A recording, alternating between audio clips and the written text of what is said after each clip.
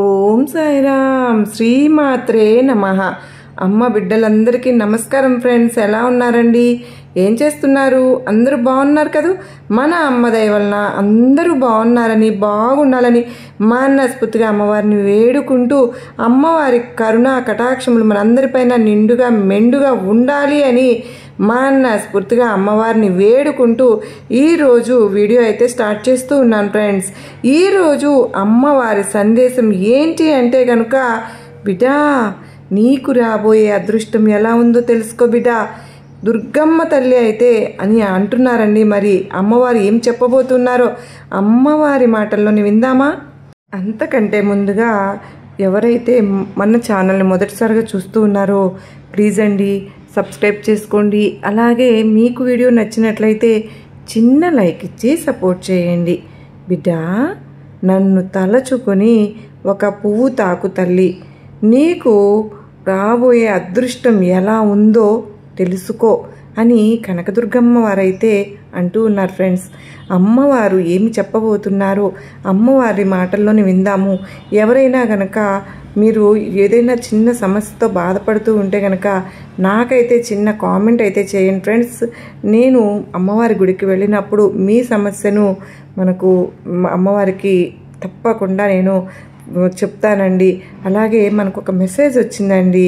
అమ్మవారికి, తల్లి దుర్గమ్మ తల్లి నీ దయతో నాకు నా భర్తకి కంపెనీలో మంచి జాబ్ వచ్చేలా చూడు తల్లి, మంచి శాలరీ కూడా వచ్చే చూడు తల్లి, బాధలు ఎక్కువగా ఉన్నాయని తొందరగా తీర్చు తల్లి అని ఒక మెసేజ్ అయితే చేశారండి. వాళ్లకు అమ్మవారిని నమ్మి వాళ్ళ జీవితంలో మంచి ఉద్యోగం అనేది వాళ్ళకి వస్తుందంట. అలాగే అమ్మను నమ్మిన ప్రతి ఒక్కరికి కూడా ఎంతో మంచి జరగాలని మనస్ఫూర్తిగా నేను కోరుకుంటూ ఈరోజు వీడియో స్టార్ట్ చేస్తున్నాను అండి.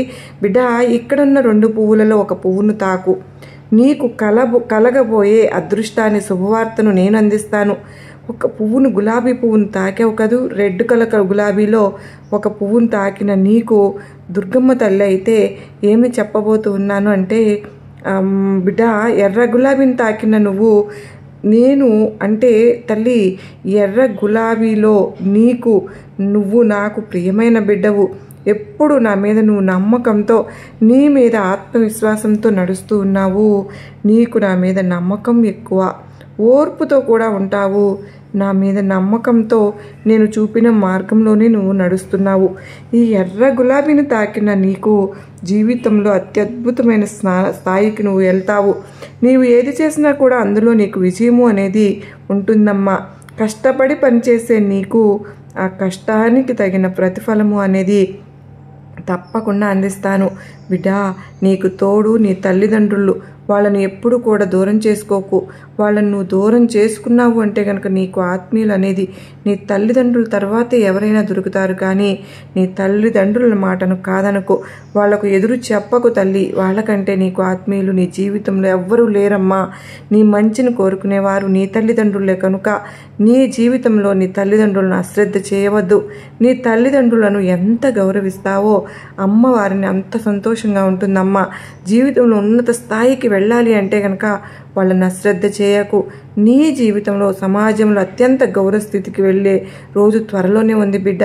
నీకు అమ్మవారి దీవెనలు, వాళ్ళు చేసుకున్న పుణ్యము జీవితంలో నీకు కలవకపోతున్నాయి. ఇక నీ జీవితం శుభంగా ఉంటుంది.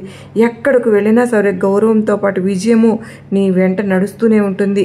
జీవితంలో కష్టానికి దుఃఖానికి నువ్వు దూరంగా ఉంటావు.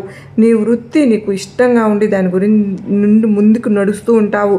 నీ జీవితంలో నువ్వు ఎంతో ఎత్తుకు ఎదుగుతావు.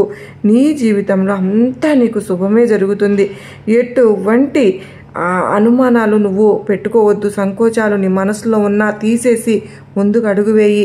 నీ దుర్గమ్మ తల్లి యొక్క చల్లని దీవెనలతో నువ్వు చాలా ఉన్నత స్థితికి వెళ్ళిపోతున్నావు బిడ్డ. ఇది నువ్వు దృఢ నిశ్చయంతో నింపుకుని ఉండు అని దుర్గమ్మ వారు ఎర్ర గులాబీ పువ్వును తాకిన వారి గురించి సందేశం ఇచ్చారు కదా ఫ్రెండ్స్. ఇక్కడ పింక్ కలర్ గులాబీ తాకిన వారి గురించి అమ్మ ఏం చెప్పబోతున్నారో సందేశం తెలుసుకుందామా? పింక్ రంగు గులాబీని తాకిన నా బిడ్డ, ఎంతో కష్టించే మనస్తత్వం కలదానివమ్మ నువ్వు. నీకు ఏదైనా సరే నీ స్వయం శక్తితో చేయాలి అని అనుకుంటావు. కానీ నువ్వు పింక్ కలర్ తాకిన నీవు నాకు ఎంతో ప్రీతికరము. నీకు తెలుసు కదా, ఆ పింక్ కలర్ పువ్వులో నా పూజ చేస్తూ ఉన్నావు. ఎంతో ఇష్టంగా నువ్వు నేను నిన్ను అందుకుంటున్నాను. ఇలా చేయడం వల్ల నీకు మంచి ఫలితం అయితే ఉంటుంది. నీ పూజకు తగిన ప్రతిఫలం నేను అందిస్తాను కదా. నీకు వీలైనప్పుడల్లా నాకు పూజ చేస్తూనే ఉండు. నేను ఎంతో సంతోషపడతాను తల్లి. నా బిడ్డ నాకు పూజ చేసి ఆరాధిస్తుంది, నా బిడ్డను నేను కంటికి రెప్పలా చూసుకోవాలి అని ఎప్పుడు కూడా ఆరాటపడుతూ ఉంటాను. నీ చుట్టూ ఉన్నవాళ్ళు అయిన వాళ్ళు, తోబుట్టువులు, ఇరుగు పొరుగు వారు వాళ్ళందరితో ఆచితూచి అడుగు వేయి. వాళ్ళ మాటలు నువ్వు పట్టించుకోకు. నీ మనసుకు గాయం చేసే మాటలు వాళ్ళు మాట్లాడుతూ ఉన్నా సరే వాటిని నువ్వు ఎక్కువగా పట్టించుకునే ఆలోచించవద్దు. వాటిని అనవసరంగా వారిని ఎప్పుడు కూడా తిట్టకు. వాళ్ళ మీద కోపంగా కూడా ఉండవద్దు. నువ్వు నా మీద భారం వేసి వాళ్ళ సంగతి నేను చూసుకుంటానుగా. అలా మాట్లాడడం వల్ల వాళ్ళు నీకు దూరం అయిపోతారు. నువ్వు ఆ మాట గుర్తుంచుకో. వాళ్ళతో కొద్దిగా జాగ్రత్తగా ఉండమ్మా. ఇక నీ వంతు సాయం అయితే చేస్తూ ఉన్నప్పుడు నీ జీవితం కూడా హ్యాపీగా సాగిపోతుంది. అనవసరమైన మాటలు మాట్లాడవద్దు. మాట్లాడడంతో ఎంతో ప్రమాదం బిడ్డ. నువ్వు తెలుసుకోవాలి. నువ్వు మితంగా మాట్లాడు. అనవసరంగా వాదించి నీ సమయాన్ని వృధా చేసుకోకు. ఎదుటి వారిని నిందించను వద్దు. నీకు తోచిన సాయం ఇతరులకు చేస్తూ ఉండు.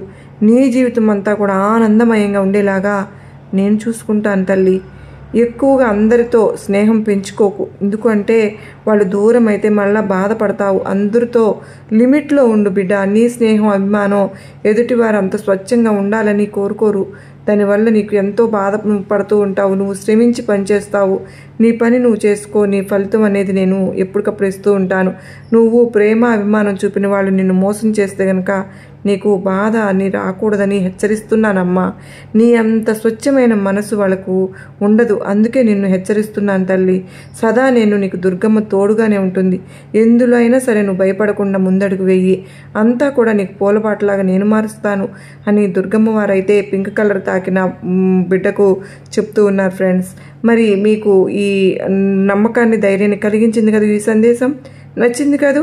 నచ్చినట్లయితే ఒక చిన్న లైక్ ఇచ్చి సపోర్ట్ చేయండి. అలాగే 10 మంది మిత్రులకు కూడా షేర్ చేయండి.